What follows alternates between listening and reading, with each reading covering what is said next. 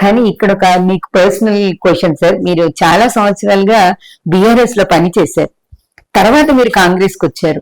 అంటే బిఆర్ఎస్ ని వదిలిపెట్టి కాంగ్రెస్ కి సీఎం రెడ్డి గారు రావడానికి గల ప్రధాన కారణం ఏంటి? ఇక్కడ బీఆర్ఎస్ పాలన అంటేనే ఒక రాజరిక పాలన ఉండే, అక్కడ అంటే చక్రవర్తుల పాలన, అంటే అక్కడ ఒక ప్రజాస్వామ్యం లేని సందర్భంలో ఈ ప్రభుత్వంలో ఉంటే, ఆ పార్టీలో ఉంటే ఇక ఉన్న ఒకటే లేకున్నా ఒకటే అని చెప్పేసి మేము ఆ రోజు అంటే ప్రభుత్వం ఉన్న రోజే మేము బయటికి రావడం జరిగింది. ఎందుకంటే కాంగ్రెస్ పార్టీలో ప్రజాస్వామ్యం ఎక్కువ, ప్రజలకు స్వేచ్ఛ ఎక్కువ, ప్రజలు సామాన్య పౌరుడు కూడా ఒక ముఖ్యమంత్రి గారిని కలిసే అవకాశం ఎక్కువ, అదేవిధంగా మంత్రులు కావచ్చు, ఎమ్మెల్యే కావచ్చు, ప్రజలకు అందుబాటులో ఉండే విధానం కావచ్చు, అంతా కూడా ఈ కాంగ్రెస్ పార్టీతో సాధ్యమవుతుంది. కాంగ్రెస్ పార్టీతోనే అయితేనే మనకు ప్రజలకు అందుబాటులో ఉండగలుగుతాం అనేది విశ్వసించి ఆ రోజు మేము రావడం జరిగింది. అనుకున్నట్లుగానే ఇప్పుడు మీరు చూస్తున్నారు, గతంలో ముఖ్యమంత్రి చూసారు, ఇప్పుడు ముఖ్యమంత్రిని చూశారు.